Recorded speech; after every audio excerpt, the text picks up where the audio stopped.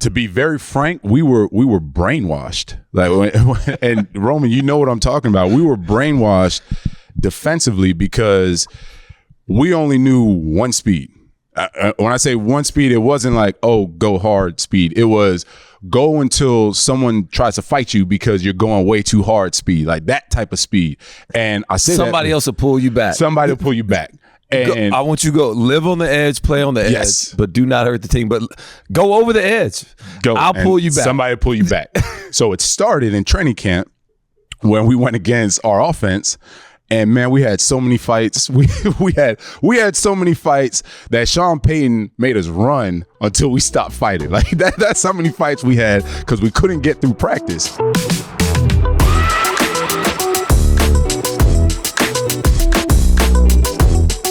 What up, everybody? I'm Peanut Tillman, and this is the NFL Players Second Acts podcast. And with me, as always, as my trusty co-host, Roman, I am Gray up top Harper. Appreciate that, Peanut. Look, I'm just really excited for our next guest. He's one of my best friends. I want you to do the intro for this guy. Oh, you want me to do it? Because I got to read a couple things, but I feel like it's so natural when you just say it off the cuff because you should know all this if he's one of your best friends. He is. We're going to test if you know some of this stuff, if he not just saying it just to say it. So right. I want you to introduce one of your best friends. All right, well, let's start it from the top. The original work husband or work wife. Yeah, no doubt about it, man. Second. He's the president of Coral Gables himself. He went to the U. All right. He was a 12th overall pick. Don't look in down. the 2004 draft. I didn't know what number he was. I knew he went to the New York Jets. He played 10 seasons with the Jets and then also with the New Orleans Saints, where now he's a Saints Hall of Famer. He's a 3-time Pro Bowler, and he's also a Super Bowl champion. Shout out. You know what I mean? Super Bowl 44, my guy. Super Bowl. And he's now a color commentator on Fox, covering all NFL games on Sundays, and you can watch him. Shout out to my boy, Jonathan Vilma. There we go. J-Boy!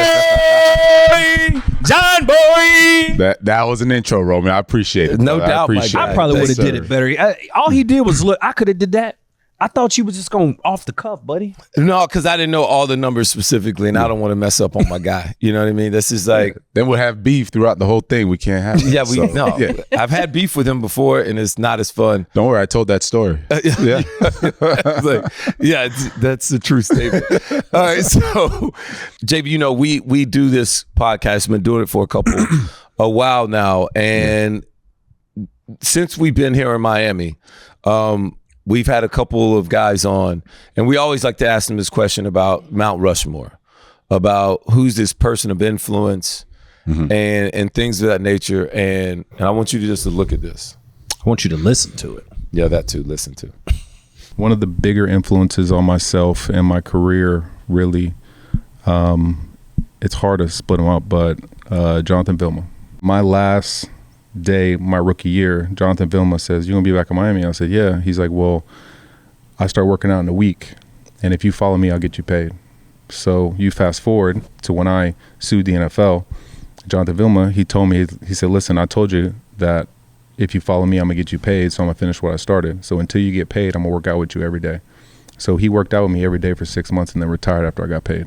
I'm gonna go with Jonathan Vilma because I'll probably get goosebumps. Look, to see somebody that worked hard every day and crunched and grinded and obtained something, like he deserves every accolade, everything that he's ever gotten.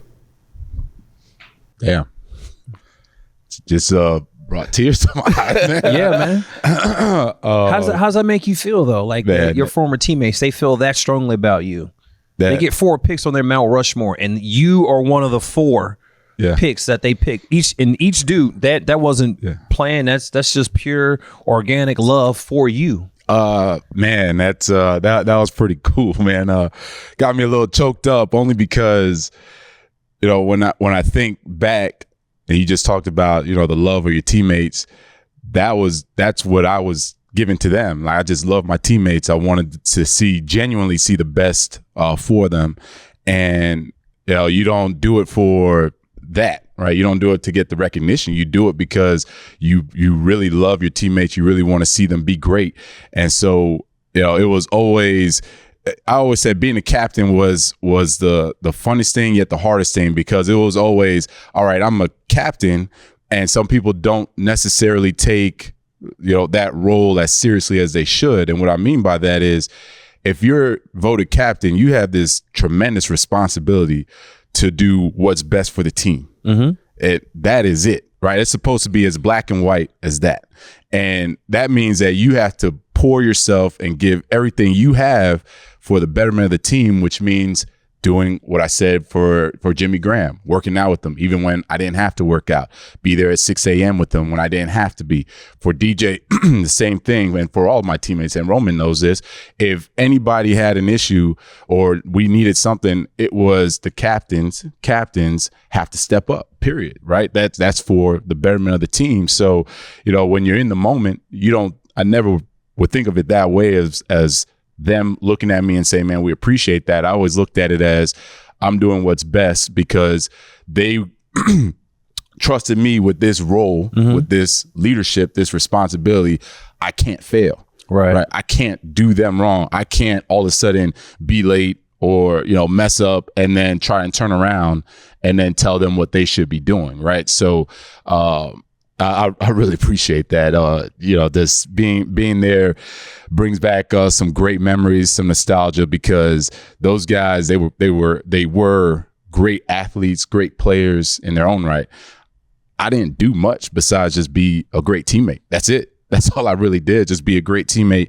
And glad to see it was nothing but success for them, for our team, win the Super Bowl. So, those memories I have, love it, enjoy it, and truly appreciate that they still think of me or regard me in such a high manner. Yeah, man. I think it's so funny because you talked about just being a great teammate and how much pride you took in being a captain. You would always tell me, like, dude, I've been a captain on every team I've ever been on in my life. Yeah. That's just who you are. And DJ said it the other day. He's like, dude, he's the best leader of men I ever been around. It's just who you are.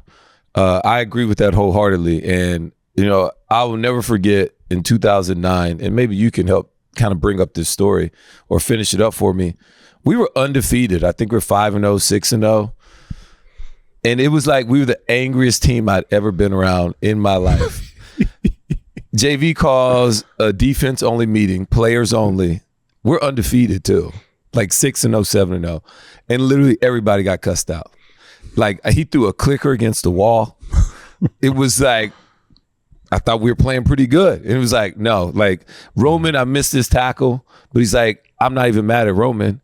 I'm mad at everybody else because it shouldn't be just a one-on-one tackle. Right. And so calling everybody out and continue to push when everybody else would maybe let off the gas a little bit, I think that is why we all hold you in such high regards, is because, like, you held us to a certain standard. And I think it's a higher standard than what we all thought we could get just on ourselves. Yeah.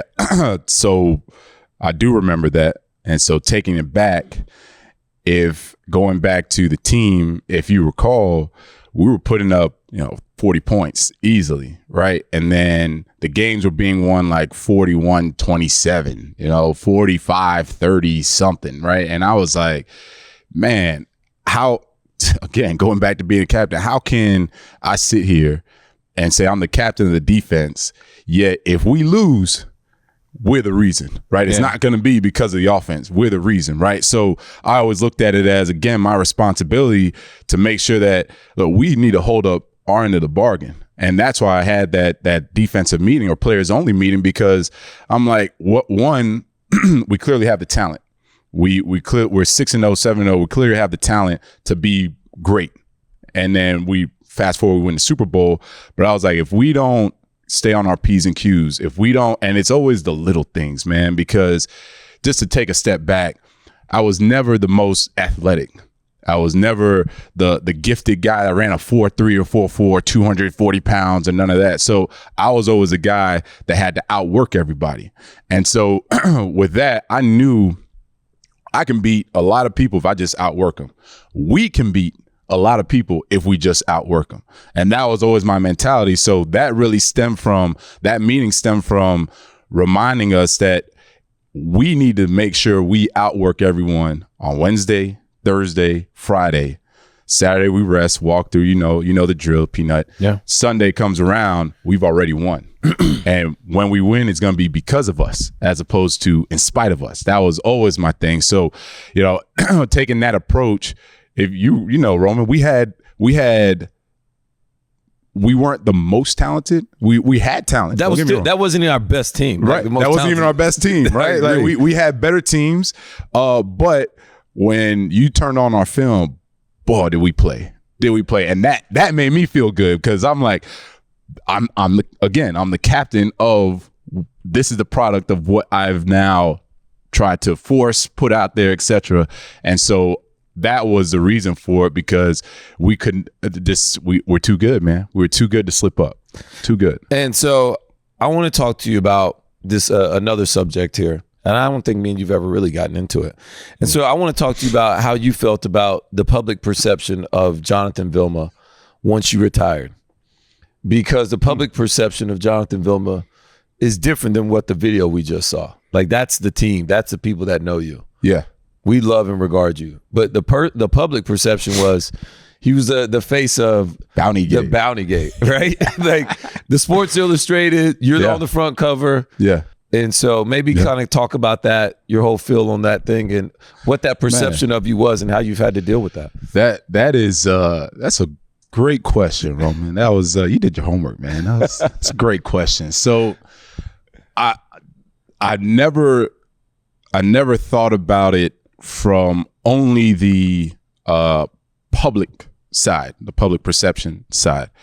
I always thought about it, or frankly 95% of the time only thought about it as how good of a teammate was I, right? So fortunately, and you know this about me, I can't remember the last time I posted on Instagram, right? I don't even have a Facebook account.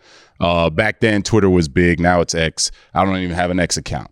So at that time, I only used it during the trial for all the nonsense.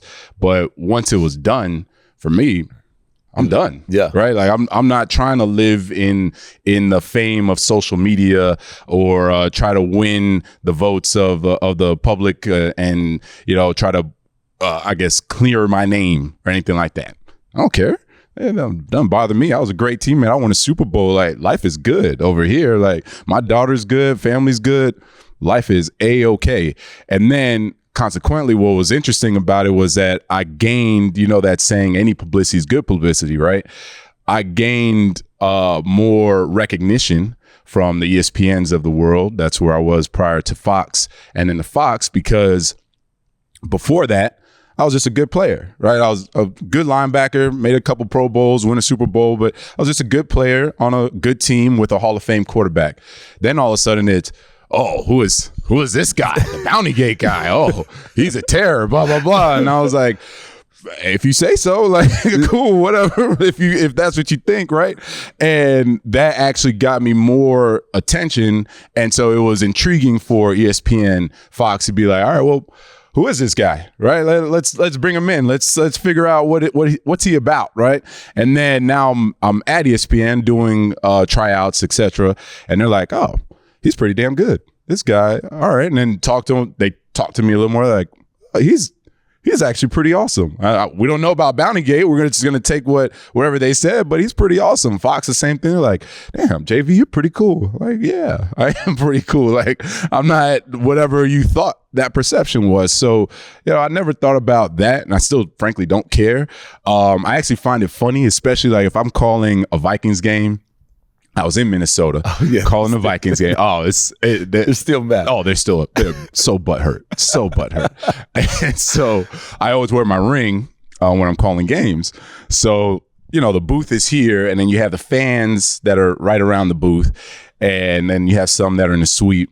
And so once they figure out, like, oh, John's calling the game, they're looking.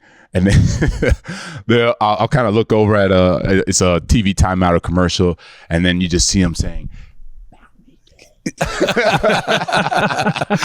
so I'm just looking and laughing, and I'm like, Super Bowl, right? So, we have fun with it, right? They're still butthurt. We have fun with it. Then all the fans, Vikings fans in my DM on Instagram, that's so funny. They're just all about, what was this now? 15 years ago, right? Yeah, they still can't let it go. They're still mad. Jared Allen was still mad. I saw him at the Hall of Fame. Still mad? He's like, dude. You guys still the chance I had. Still maybe if you didn't turn the ball over 5 times, you might have won. Maybe, right? Something to be said about something to be said about that. I don't go ahead. I had a question, but the way you answered it, I don't, because my question was just going to be like, if I was on the cover and everyone thought I was this terrible person, like it could be a stressful time for a player if they just would have just read the news, read all the social media stuff, and just like, man, they think I'm bad, and it could have really put you in a dark place. Because my question was going to be like, how did you get through that, the support system? But you was just like, man, I won my case. It was over. I moved on and went on to the next thing. So like, I applaud you having the ability not to just get sucked into this deep dark hole and allowing all the negativity to creep in and doubt yourself and doubt the person that you are. I'm glad you just like, hey, I won my case. Water down the back of my neck, it's on to the next one. Yeah, I would say it cuts both ways, right? Even when we won, I never was like, oh, we're on top of the world, or I'm bigger than the next man. Right. So for me, I've always been pretty grounded. And Roman knows I'm big on family, very close with my parents, very close with my sister. Yeah, she's great.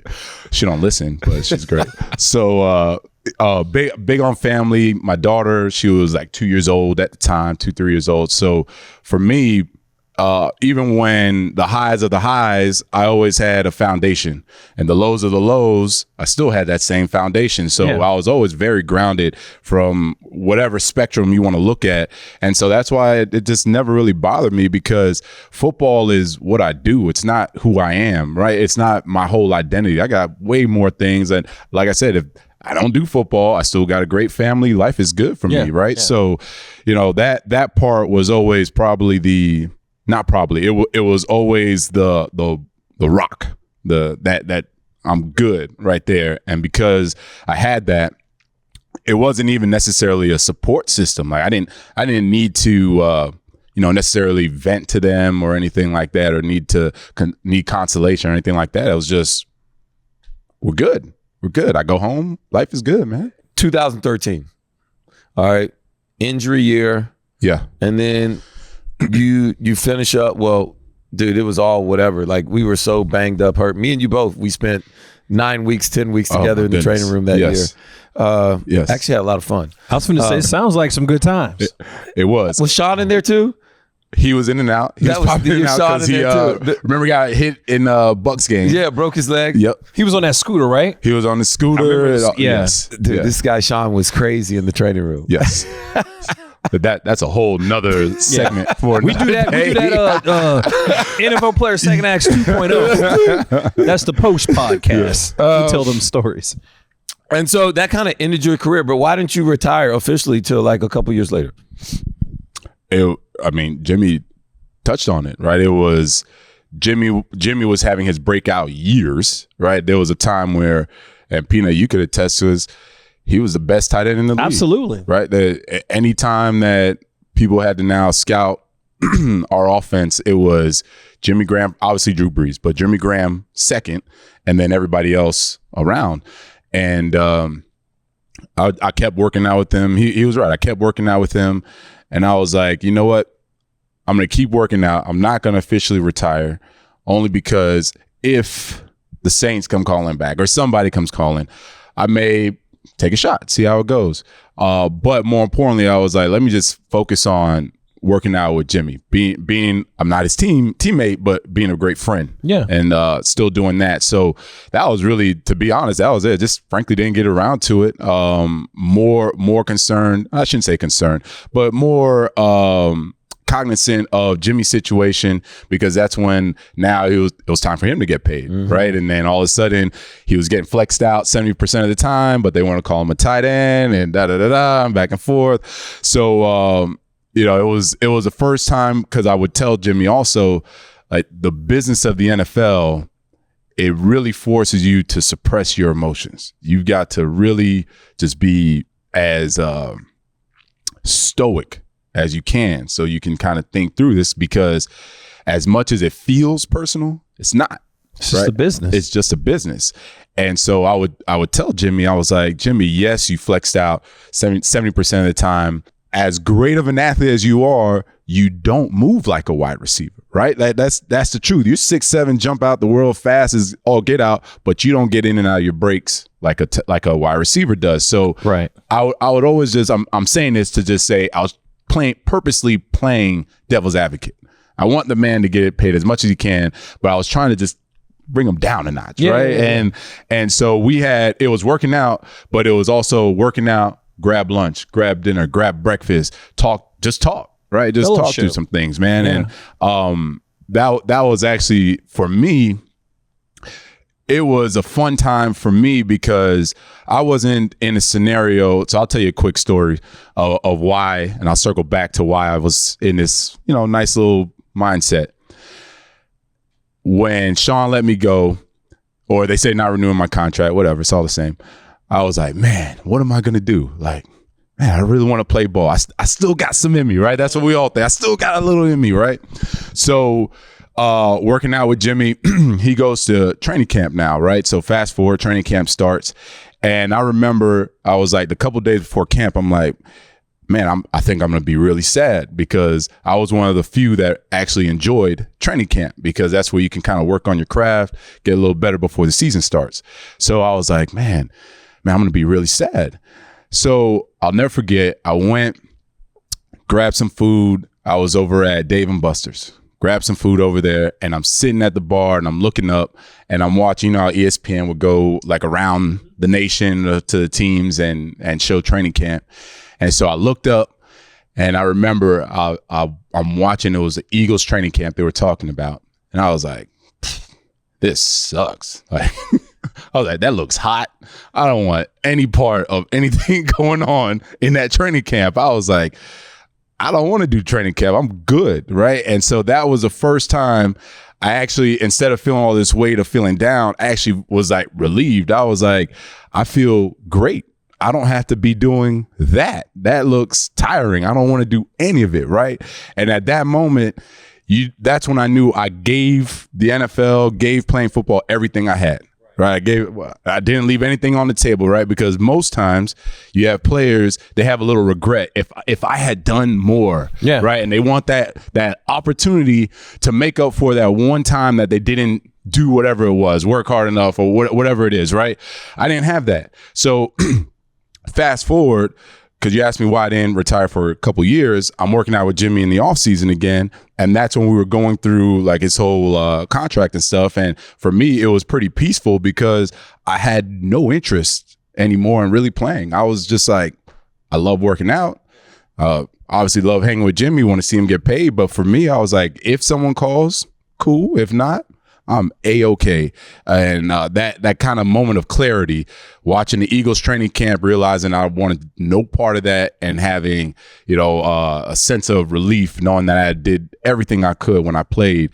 That was it, man. That really was it. That's why there was no rush. It was all good. Okay. I call it, you say when you're working out with him, no, I beg to differ. I would say you were being a good teammate, even though they released you or they weren't renewing your contract. I would say no.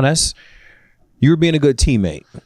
Being on the team or not, I think you were being a good teammate, and that's just what makes you the person who you are. I've been to 2 Super Bowls. I've been in 2 really good teams. One in Carolina for Super Bowl 50, and one in Super Bowl 41 with the Bears right down here. In the stadium. Yeah, that was Coles, right? Yeah. Great team, great locker room. We had chemistry, all the good things that make you have a really good team. Mm-hmm. 2009, you guys a Super Bowl run, right? What made that team so special with leadership and talent? The first part of what made us so special, we genuinely liked each other off the field. We had, if you remember in the off season, we actually would just hang out. We go watch the NBA Finals, have a great time. Any chance or opportunity we had outside of football to just hang out, we would. And it had been, so I came from the Jets. Yeah. It was not like that. Right. Right. And I'm not going to talk bad about the Jets. It's just that the environment, the culture was different. And so when I got to New Orleans, the first year, kind of just filling it out, right? 08, and then 09, that's when we were actually just hanging out, having a great time. I'm like, man, this reminds me of my UM days, because we genuinely liked hanging out with each other. So that was the first. I'd say the second is, to be very frank, we were brainwashed. Like, and Roman, you know what I'm talking about. We were brainwashed defensively because we only knew one speed. When I say one speed, it wasn't like, oh, go hard speed. It was go until someone tries to fight you because you're going way too hard speed, like that type of speed. And I say somebody else will pull you back. Somebody will pull you back. And I want you to go live on the edge, play on the edge, but do not hurt the team. But go over the edge. I'll pull you back. Somebody will pull you back. So it started in training camp when we went against our offense. And man, we had so many fights. We had so many fights that Sean Payton made us run until we stopped fighting. Like that's how many fights we had because we couldn't get through practice. And the fights were stemming from us going hardcore. I forget 100 miles an hour. We're at like 200, just going, right? In practice. 1,000%. He's not in lying. practice. So I mean, and Sean tried people everything. Flying around the quarterback. Sean's not like this at all. Yeah, Sean not like that. Did anybody ever hit Drew or touch? No, we Drew? didn't. No. We got close. We were definitely kind of treading the line there. But the backup quarterback. Oh, he had no shot. That was Chase. Chase and Mark Brunell. I like he said, oh, they had no shot. It was screwed up. We like I said, we were brainwashed. Just go, right? And so that carried over to our first what do they call the practices with the other team? Inter squad or whatever it's called, right? That was Houston, wasn't it? Houston. Oh, there's always fights when you do them. Right. But so this is what happened. We had a bunch of fights. But the fights weren't because of guys, doing extra. The fights were, and they admitted this to us after the fact, they were trying to protect themselves. Like they had not had a practice amongst each other where the guys went that hard. And so I'll give you a great example. We go and we were taught you hit the running back, but you run your feet so he stops his forward progress, and then you let him go. Right. It's a good thought. But a lot of teams, they would just kind of just tap off, right? Yeah. So we go to practice against them, and we go and we hit the running back. We're not trying to take him down. He just didn't realize, like, oh, this is how they practice. So then he throws a ball at us. He's mad at us. Like, we did something. We're like, we're just doing what we've been taught, brainwashed, right, of how to practice. This is all we know. Not only one person would do it, but like multiple people. Yeah, everybody, right? Because like run to the ball, right? Yeah. That's good defense. It's the same thing. It was literally the same thing. Chicago, yeah, yes. Same exact thing. It was just up the proper thud. You got to thud them up. Don't let them just run through your defense. Exactly. So we took that to heart, right? So I give that example because that started a fight. The O-line thinks we're trying to tackle their guy. Well, we're not trying to do that. Same thing on the offensive side. Shockey, he was used to the way that we were thudding up. So he's running through the Texans defenders, and they think that he's trying to run them over. And he's like, no, this is what we've been doing for the past 2 weeks in our camp. So this is what I'm used to. That started a fight. So long story short, we beat the brakes off of them, right? In the game, it was like 38-0, right? We just beat the hell out of them. And afterwards, they were like, now we realize what it is, because then we go on to win the Super Bowl. So the next time we had that inner squad the next year, they're like, now we realize what it is to really practice and take it to the next level. Right. So that was my long-winded answer, saying that was the second thing that made us really good.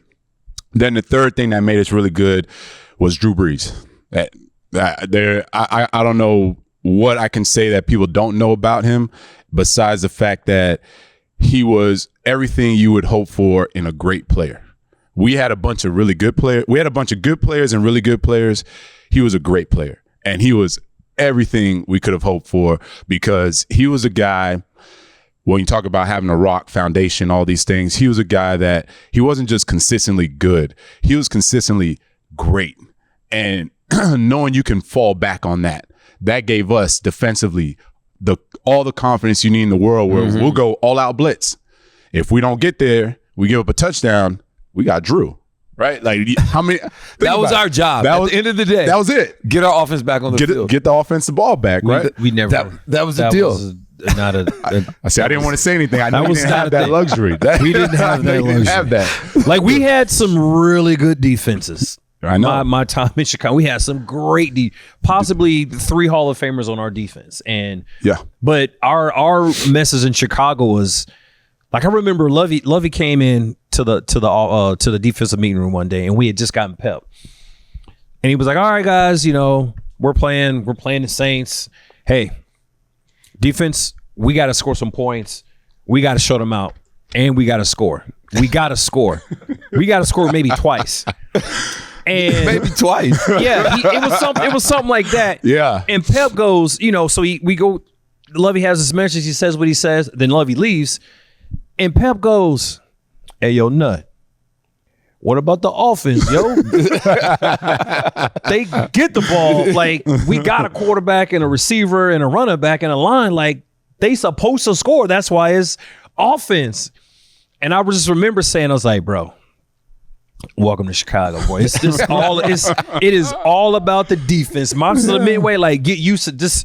I don't care who we have. This town loves defense. They love us no matter who or this. It's just always this whole town is just built on defense. This whole team is built on defense. Yeah, we gotta score. But he was like, but they got an offense. We have offensive players. I was like, I know, but it ain't like that right now, bro. Like it's just. Yeah, sucks for you. It just and that's what he was like. He was like, "No, this is not normal. Like you gotta have an offense." I was like, "I know, but that's just how it is right now, bro. You just gotta roll with the punches, man." So I'm jealous of the fact that y'all was like, "No, just get back to offense. Get the ball back to the offense. Be 100%. Straight." That's really the way we looked at it, and we didn't care. Drew could throw 3 interceptions. We didn't care. He was gonna find a way to get us to a W, right? That's just what it was. So those 3 things, and then obviously a little luck, right? You got to have a little luck in the league. We had that that year, but I think back to that Vikings game, NFC Championship. We got the 5 takeaways. That's obviously the reason why we won that game. Yeah. But I remember they had. When I say Pro Bowlers on top of Pro Bowlers, right? From the D tackles that they had to Jared Allen, right? To offensive, they had Brett Favre. He was playing his best ball. To the O-line, Adrian Peterson. And I remember watching. Sidney Rice was playing really good. Remember that? Rice. Percy Harvin had made the Pro Percy Bowl. Harvin, yeah. But I remember exactly, right? So he was a monster. Different. Yes. Special player. Yes. So I remember we're on the sideline. We're locked in, trying to figure out how to stop Favre. And I remember there was a point where their defense was just giving it to our offense, right?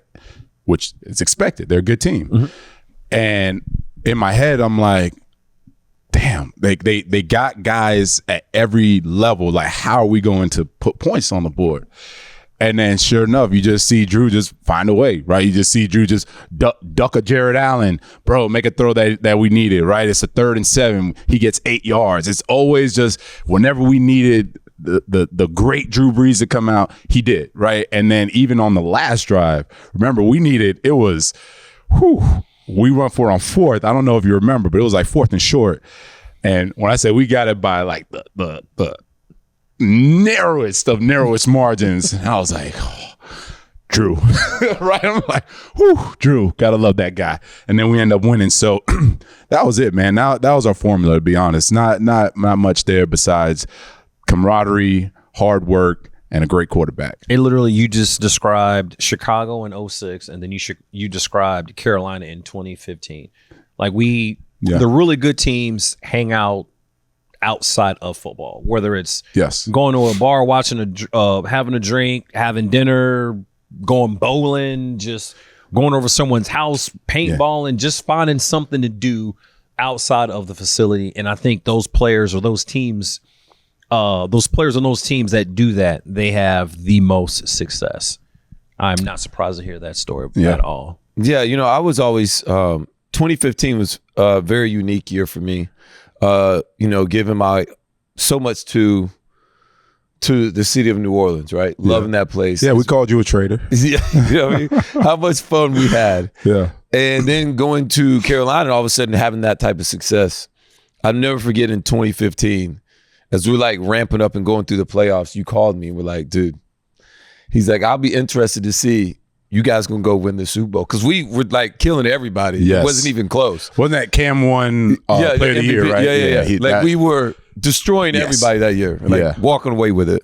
And you're like, dude, you guys are gonna win a Super Bowl. Like, I'm very interested to see if you retire with them or you come back with us. That's right. Like, it was like a big deal. You like, it was, because you had I mean, equally good years. I did. I had some good years in Carolina too. Right, with both teams. So I was like, man, and then that's when I started calling you a traitor. So I had to guilt him into coming back to New Orleans, man. Come on, I like that. Is there a play that sticks out in your? I think there's probably one play that I would love to have back. But is there a play that you would like to have back as a defensive player? Like, damn, I wish I could have made that tackle, or I wish I would have called a different defense, or I would have audibled out of it.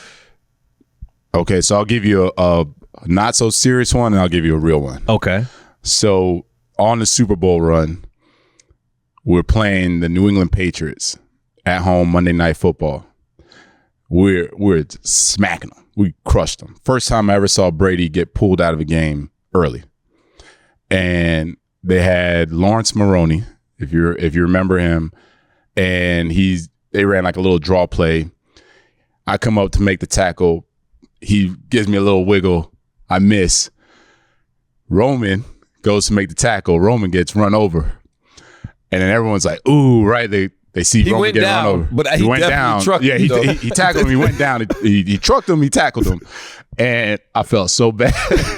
I immediately went to Roman and I was like, my bad, man. Like, he helped me up. I helped him. I felt so bad because I make that tackle 9 out of 10 times. Yeah. Missed that one. And then now my dog gets run over because I missed a tackle. I felt bad, man. I still remember it to this day.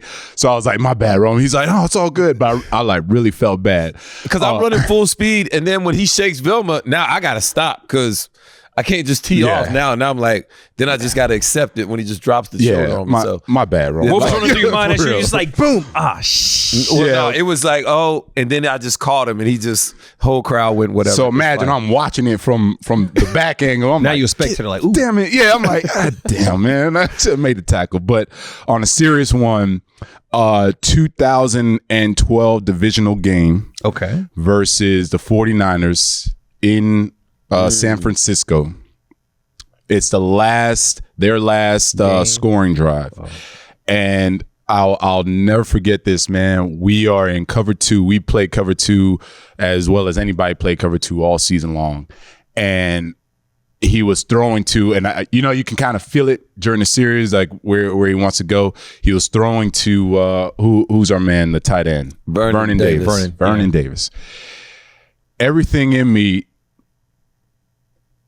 on paper, I'm supposed to turn cover 2. I'm the middle of the field. We're in the red zone, so it's really just turn my hips. I got to go to the 2 receiver side. Everything in me said, bro, just turn to Vernon Davis. Everything in me, but I was like, I gotta. In that unlikely event, he goes to the 2 receiver side. I can't be the one that is messing around, turning this way, turning the wrong way, right, in a divisional game. So I turned to the 2 receiver side. Sure enough, Alex Smith zips it. When I say zips it, right behind me, and I couldn't flip my hips fast enough to make a play on it. Vernon Davis catches it, touchdown. We lose the game. That was a team that, to a man, better than our 2009 team. We would have won. We 100% would have won the Super Bowl again. Or let me rephrase that. We had, if you remember, those are Giants. Yeah. They end up going to the Super Bowl, winning it. We had played them like 4 weeks prior. Remember that, Roman? We beat the brakes off them, man. We just sent them pack, and we beat them by like 20, whatever it was. So we couldn't wait to play them again. And I'll never forget that play because I was like, if I just, you just trust your gut. Yeah. Right? And most times you trust your gut. And I was like, but I couldn't be the guy that in the event he did throw it the other way, that everyone says, damn, John, you turned the wrong way in cover 2, like in the red zone. Yeah. But he ripped that ball right behind me. And I was like, God, I knew I should have. Yeah. That one hurts. That one hurts. I think the one for me that I would love to what play I would love to see back again is the one in 2010, the Beast Quake. Wait, you're not on this. What are we doing? Bro, how do you allow Peanut to do this? Oh yeah, I want this play back. So I would just love, like, I want this play back. Nah. Get out of here. Alex Brown missed the tackle twice. Rome, I don't know what you're doing. Let me touch your cleats. Give an effort, dog. Try to give some. Homa? No, he was like, touch your cleat. So let me tell you where about you that. at? Where you at on it? What's up with this one? All right, so first please, of all, explain. You're the world's Give me the biggest Fox hater. commentary on this. You are the world's biggest hater. So let's make sure that gets out there in the commentary. Okay, now, yeah. On that play, first of all, not to make any excuses, Marshawn was already running like a beast before that. So let's just start there. Now, you're asking where I was. It was a power. I boxed 17 it. power, yeah. I boxed it back to my linebacker, Scott Shanley. And I'll never forget it. You'll see me right there. Oh, yeah, You're I gonna see it on the Shanley. left, yeah. Shanley had made this tackle, Lord knows how many times in the season. I was with Shanley, 6 years? That was his tackle. And he made that so many times while I'm getting blocked. I'm like, great job, Shanley, because I already assumed he made the tackle. And I'm over here setting the edge. That's all I had to do, too. That's all we had to do, right? And so... Oh, it's boxed in. It ain't nowhere to go. Right. So it's gapped out. It's right there. It's gapped out. I'm telling you, totally gapped out. Shanley has made that tackle. If you just watch Shanley's film, he made that tackle so many times before he even started engaging the tackle. Damn it, Shanley. I said, no, I didn't say damn it, Shanley. I was like, I did. That's me. I can hate. No, that's a team my effort, teammate. man. Because look, everybody was like, I'm sitting there like, all right, Shanley, all right. And then I'm watching Marshawn kind of break from him like, oh, man. And after that, I mean, it was a wrap, bro. I don't know. There's nothing to comment on. Like what I would like to do is start this play from the beginning, and I want to hear the Fox play by play. Can you do that right now? All right, let's see here. Big hater, Peanut Tillman. This is a big play in the game here. See what happens. It's 2nd and 10. They're running a power, and it's a missed tackle. And Peanut, you're still a hater. God, I hate you for having us have this play again. But he's going, Marshawn, he's going. He's stopping Alex Brown. Too soft, can't do it. Roman Harper, don't know what you're doing, but we still hate Peanut Tillman. Touchdown, Marshawn Lynch. I love it. Anytime I can throw shade at the Saints, especially with Rome, I do it every chance I get. See that. He does it to me though. So it's like it's a love-hate thing. He does it to me all the time. And he does it especially with my university. He hates on Lafayette so bad. I don't know why. Lafayette. They have a football program? Oh my God. I quit. Exactly. You know, I don't want to be here no more. The real funny thing though, JV, is like, I remember going out to Seattle. We get out there early. We were way too confident. Our team was beat up. We were injured a lot. Yeah, we had down to our 4th running back. Yeah, and we got off to a good start. Then all of a sudden things crumbled. Yep. I gave up a couple touchdowns, double move. Then the fall down play, that was the first time that had ever happened on me before. Yep. And I just remember middle of the game, you looking like, nah, Rome, tighten up, dog. Let's not. There's no doubt. We still gonna go do this. Yeah. And we made a run back at them. Yeah. But ultimately, is there a thing as a Super Bowl hangover? Good question. The way that I got to give a long-winded answer. Actually, I'll give you a short. I'll say no to start, and then I'll give the long answer. The way that we won the Super Bowl, the way that we worked out that offseason, mini camp, training camp, we faced the Texans again, as we mentioned. We did not let up, or we didn't let each other let up. So I felt like our workouts were very hard, very competitive. I felt like mini camp, training camp, all that was very hard, competitive. What happened was we lost a game of attrition. We ended up, we were not even on our corners. We were down guys. Our running backs, we were down guys. Wide receiver. So as I mentioned, when we won the Super Bowl, you got to get a little lucky, right? Health is part of it. And we had so many guys down. We had to bring in Julius Jones. We had to bring in Julius Jones off the street. So I would say at that time, because we beat Seattle earlier in the season, but at that time you had a team from Seattle that was very confident. They were obviously doing very well.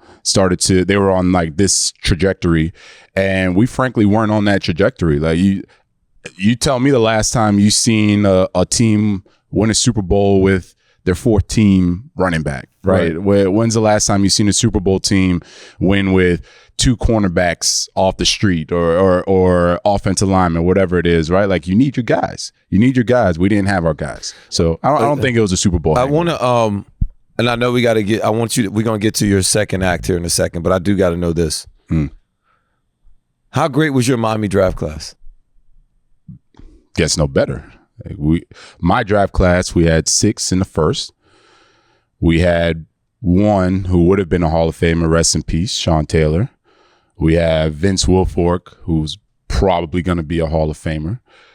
Everybody played at least 9 seasons from the guys that got drafted. I mean, you talk about as talented as it gets. That's what we had. And if you want to talk about the year prior, you already got Hall of Famer out of that class and Andre Johnson. The year prior to that, you already got Hall of Famer and Ed Reed out of that draft class, right? So we had a stretch where we were, I don't even understand the argument anymore when people try to bring up other programs. I'm like, I don't even understand what you're trying to argue, man. It's got nothing. You can't. Clear as day. There's nothing to argue. Y'all had a stretch where y'all were it. Y'all were the team. I had a chance to play with your center, Brett Romberg. There was a white guy, kind of slim. He was a DN. Matt Walters. Matt Walters. Yeah, I played with him in the hula ball, and we had Larry Coke was our coach, and just. Yeah. I only was there for a week with him, but he seemed like he was just like the chillest dude, and he just let y'all play. Yes. He just let you be who you were, as long as you respected the team and you were a part of the team. Like 1,000%. That was the sense I got from Coach Coker. We had it was a group of alphas on top of alphas, if that makes sense, right? Yeah. And so Coker was smart enough to recognize, I don't need to mess with this. Yeah, they'll police themselves. Like we literally did police ourselves. Like if someone was late, we would have them do the crab 500 yards or run sprints or whatever it is. We didn't need Coker. No offense to Coker. Coker's a really good coach, but we didn't need him to police our culture. Yeah. It was we're gonna go, we're gonna grind, we're gonna work, and it was, when I say alphas on top of alphas, man, we had some big personalities that would not let anything slide. I say nothing, would not let it slide. And that's how it played out in the games. It definitely showed, and it worked too. I want to get into the second act. Mm-hmm. Do you think first off, I didn't know you were a finance guy. So you graduated from the U with a 3.5 GPA in finance. You have this amazing career in the NFL, and it's time to get into your second act. Yeah. How does it feel knowing that you got this degree, you had this amazing career? Was that able to help you kind of transition going through your second act, like kind of getting into commentating? Yeah, it did. In what way? So football, I love team sports, but we're talking specifically football. When I was at the University of Miami and I was doing finance, football was great in all the other aspects that you need to be successful in life. It was great at forcing me to make sacrifices. It was great at time management. It was great at identifying what's important, what's not important, what am I going to pay attention to or put my attention towards. And then it was great for the discipline. I'll go through a day, right? A spring day was up at 5, get whatever work I needed done for school, work out at 7, get some breakfast, go to class, get the rest of my work done, then get ready for spring ball. After that, dinner, whatever work I need to get done, do it all over again, right? And when you start to have a routine and the discipline and the sacrifice of I can't go out on a Wednesday night while everyone else is going out on a Wednesday night, right? It's Thursday, it's a big college night. Can't do it. I got things to do. And so that part I really loved, enjoyed, because that's now helped me in my time now where I can plan my whole schedule, right? I give time to what is important. I don't give any time to what's not important. Hence wasn't paying attention to any of the stuff about Bountygate, right? And social media. So everything about football, team sports, and then wanting to be successful there, all of those have carried over to life now. The biggest one, which I should have mentioned, is working with people that you may not have worked with otherwise, right? They come from different backgrounds, different cultures, whatever it is, but you still have a common goal. And I always appreciated that about football, where you had the guys that are uber religious, right? It was church every 3 days, right? And then you had guys on the other spectrum. They just coming out of college, want to party, have a great time.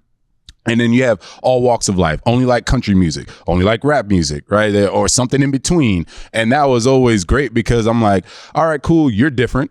You're different. We all want to win and play football. So we'll figure this thing out.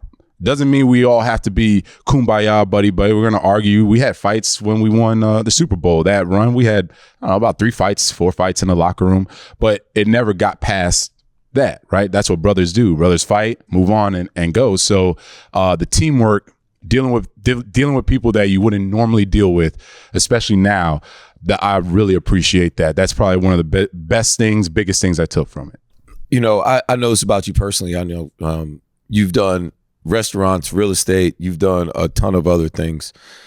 Maybe kind of walk us through that path, how you kind of got involved in that, and then ultimately, how long did it take you before you got into this TV deal?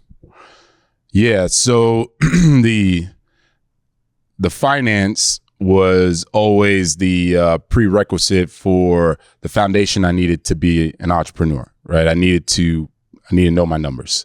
So that's where I started in the restaurants and in real estate. The restaurants, they are very, very time consuming. So especially on the weekends. And that was a period where my daughter was 3-4 years old. I was like, I want to hang with my daughter more than I want to be in a restaurant on a Saturday, Sunday. So as good or as lucrative as that business can be, or that industry, the time was not conducive for what I wanted, or my lifestyle that I wanted. Real estate I had been doing since I was playing. So I was more passive, obviously, when I was playing, became more active as I retired. And then again, that's it, the beauty of it is it's a numbers game, right? It's just black and white, like either the deal pencils or the deal doesn't pencil, right? And you go to get lending, it's the exact same thing. They just want to see, what does it look like on paper? What do the numbers say? And then you can't really, jigger those numbers. It is what it is. So that's what I've always liked about it, that it's pure, it's black and white, and that's what it is. And if you can make the deal work, great. If you can't, so be it, move on to the next deal. So that's where the real estate side came in. Really enjoy it, still do it, really enjoy it. And then what was the next part? TV. Oh yeah. How'd you get into TV? So all the while I was always doing TV. And this is what nobody knew. That's what nobody knew, right? And just goes back to like, put your head down and work. When I was with the Saints, I did every year except my first year, I did local TV. I did the Fox 8 after the game sportscast, whatever they call it. And I did it because if I wanted to get into TV, you got to do it the right way. You got to put some time into it. You got to actually work, right? And so many guys, they just think, oh, I played, so I'm just going to now jump into TV and that's it. It's a completely different skill set, and you got to practice it. You got to get better at it. So I did that every Sunday after the game. I would go do the post-game report, and then I would work on my craft. And from there, I also built up film. So it's like having a resume, right? Same thing. So with that, I went. My agent gave it to ESPN, NBC at the time. ESPN didn't have an opening, NBC did. So I did a year of Notre Dame football, pregame, halftime, postgame. After that year, ESPN had an opening, so then I went to ESPN. I did studio with ESPN for 5 years. Did ESPN and ABC. In Bristol. Ooh. cold. So don't get me started. Don't get me started.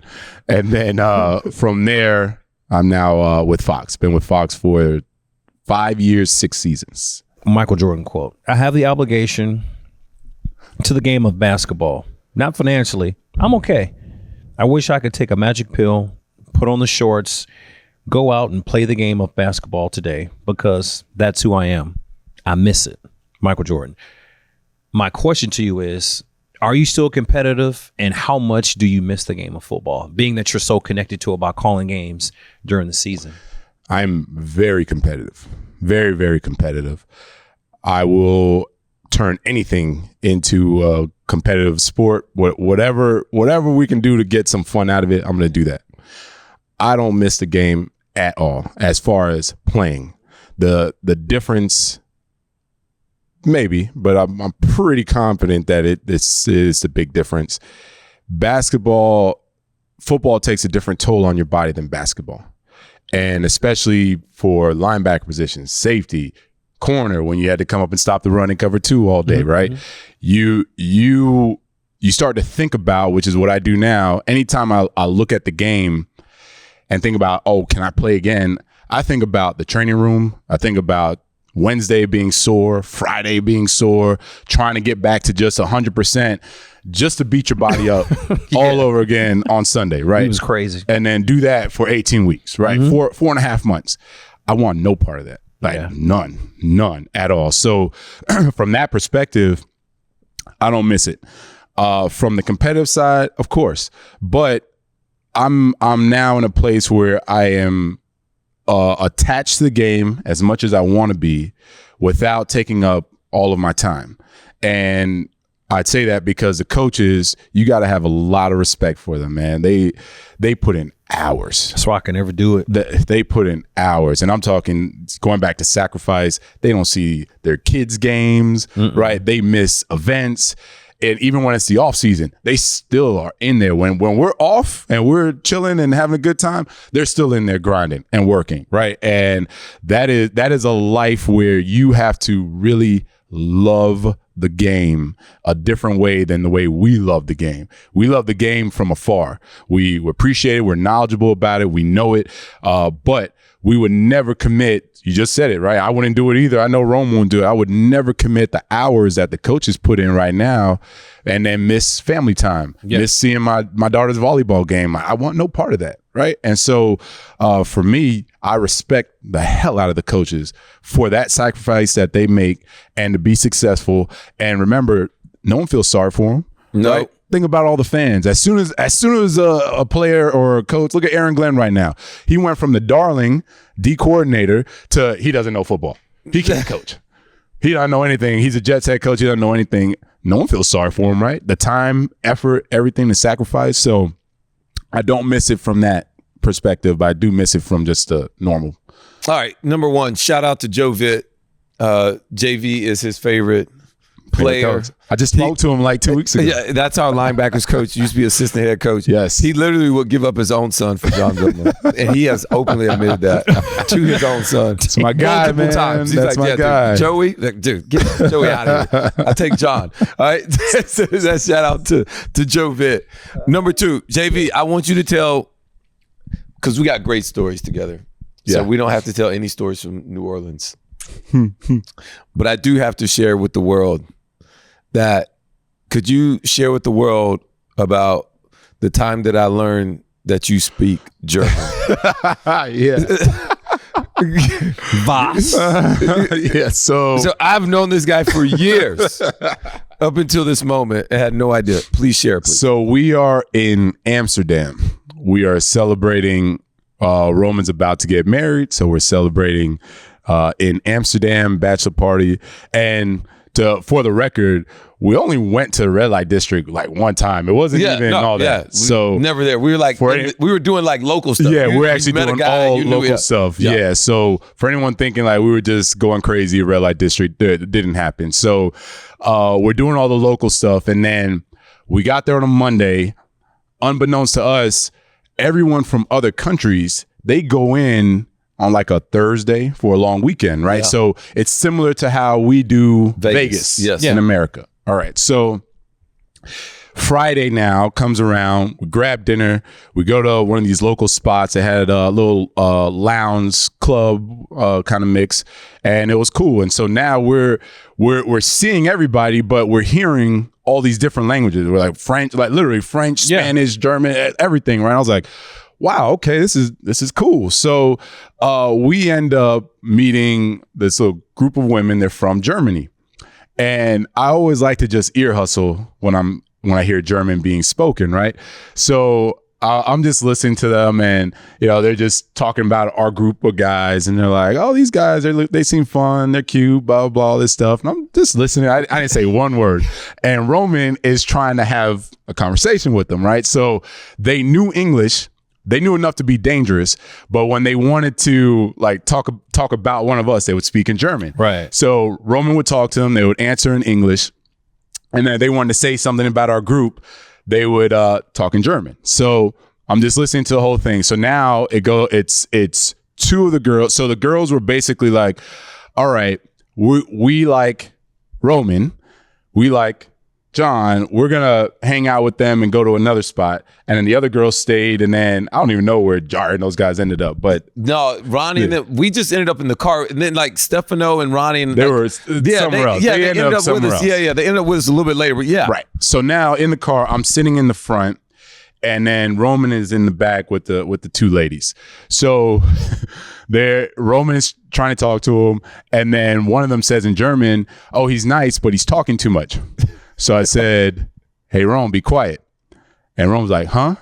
And then they kind of perked up like, "Wait a minute." So then they asked themselves like, "Does he know German?" And so I said, "Yes, I know German." But they said it in German to each other like, "Does he know German?" So I was like, "Yes, I know German." "Rome, they're saying you're talking too much. Be quiet." So Rome, he's looking at me, he's looking at them. He's like, "Wait, like what's going on?" So I tell them in German like, "Yeah, ich verstehe Deutsch. Ich weiß, was du sagst." Right? And so they're like, and then they started to talk faster. So I tell them in German, "You can talk faster. I still can understand you." Right? So Roman is just completely out of his mind now. He's mind blown. Yeah, he's just like, "What is going on? JB, you know German? Why didn't you tell me?" Like, he's mad at me because I never told him. I was like, "Roman, when was I ever going to speak German? You want me to call a play in German? Like, when was I ever going to speak German to you?" Right? He's like, "Man, I can't believe you know German. This is crazy. This is crazy." So he completely ignores the two ladies now. Yeah, I don't care about them. They are nothing to me. Yeah, completely. Like, we just drop them off, move on, and all Roman wants to talk about is me speaking German. And he's like, "I can't believe you held this from me. Bro, I've known you for 7 years. How did you not tell me? You speak German." And then the next day he tells everybody. So I had to actually like speak a little German so everyone knows like I understand German. I understand and speak it. And he went, I mean, that was just, it was like the bee's knees for this dude for the rest of the trip, bro. It was hilarious. You should call a game in German. Can you call a play in German? 1,000% would call it. I would if they let me. I'd call it in German. Yeah. Could you explain to the people how you learn German? Because I think that's also an interesting fact. Yes. And you're also the unintelligent one in your family because everybody else speaks more language. Yeah, everyone speaks 3. At least I only speak 2. Yeah, you're right. Thanks for calling me an idiot. Appreciate it. So see why I throw shade at him? Yeah, every chance I get. You're right. Now I get it.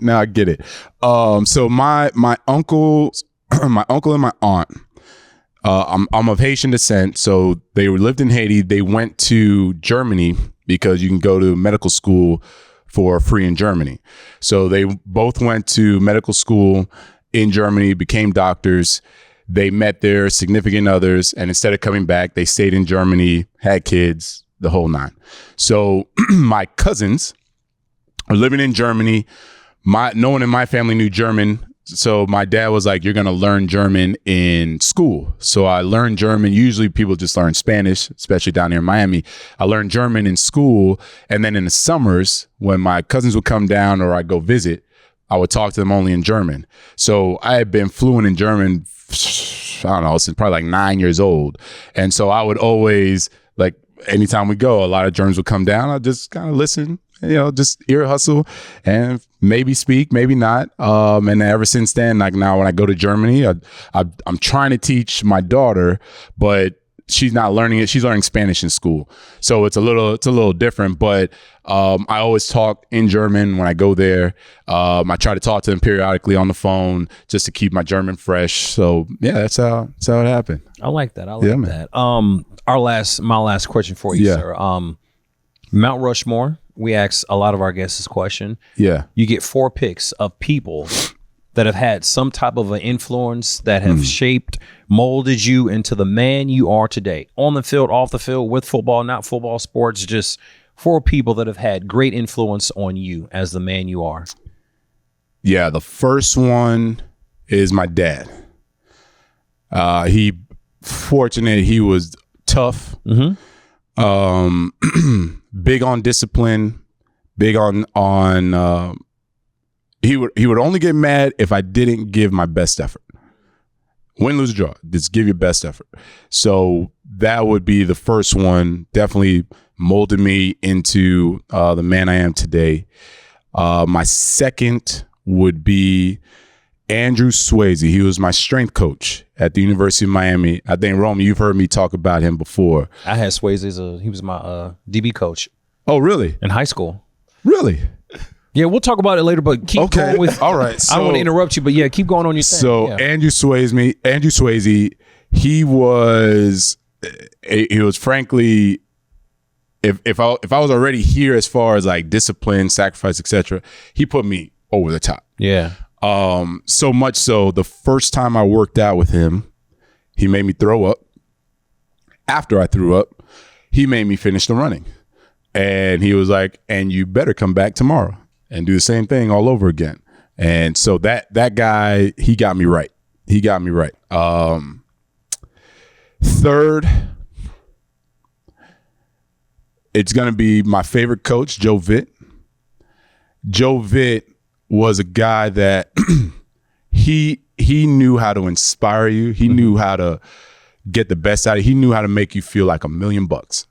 And Rome knows what I'm talking about. When you need that little pick me up, the season's long and you need just a little pick me up, Joe was that guy. Joe was that guy, and he was also a coach. I had never met a coach up until that point that was more loyal to not just me, to the players. And when I say he would go to bat for you, he would fight for you. Never met a coach at the time. Great human. And then we talk about, remember I said like nobody cares about the coaches and what they go through. Joe's has 2 times now testicular cancer, beat it twice, had torn Achilles, never once stopped coaching, never once, and never once had an attitude or anything like that. He would come in and it was like you would never know that he had anything going on. Best coach, great energy, and man, he coaches tough. So, that guy, I don't think he's ever had another job. No. Besides coaching football. He was done at Towson. Yes. That's what he asked for a job at like 20-something, and he's straight through. Done. The Dolphins tried to get him to do little front office stuff. No chance. He's a coach through and through. Great inspiration, man. He's when it's like, what is it to be a man? Mm-hmm. That's the guy. That's the guy, right? Because you can have bad days, but when people are dependent on you, they don't care about your bad day. They need the best from you. That was him. That was Joe.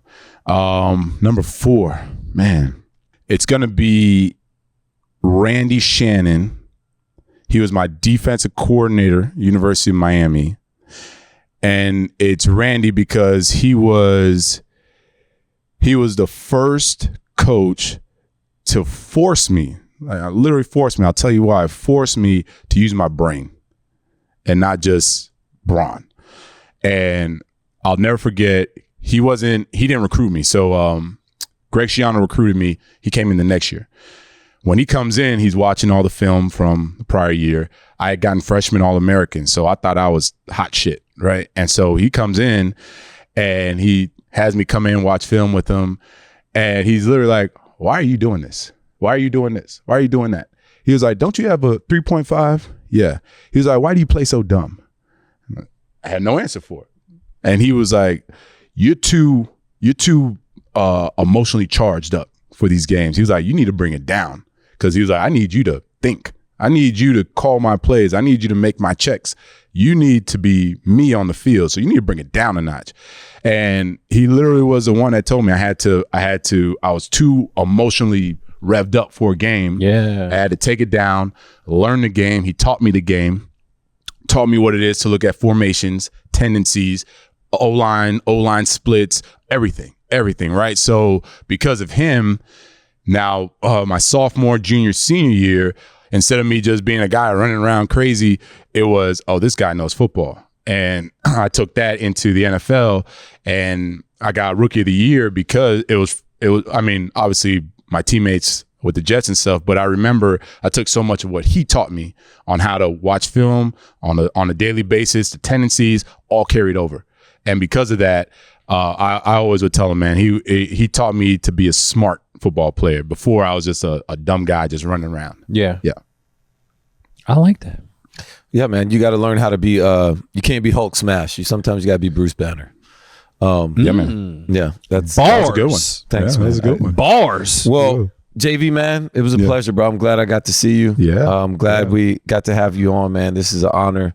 It's going to be one of my favorite ones because you know you're my guy. So you're my guy, Rome. I appreciate it. No doubt, man. You ready? I've been ready. All right, man. Let's get it out of here, man. We got to get out of here. Got to get out of the 305, man. So, and thank you, man, for always tuning in and listening wherever you pick up your podcast, whether it's iHeartRadio, Apple Podcasts. Make sure you give us a like, share, subscribe, leave a couple comments. Peanut, man, get us out of here, though. Make sure you tell a friend to tell a friend and check us out on the NFL's YouTube channel. You can check us out on that show or on this show. I'm Peanut Tillman. That's Rome. That is my guy, JV. And this is the NFL Players Second Acts Podcast. And we are out. Cut it and print. Dynamite. We out. Peace.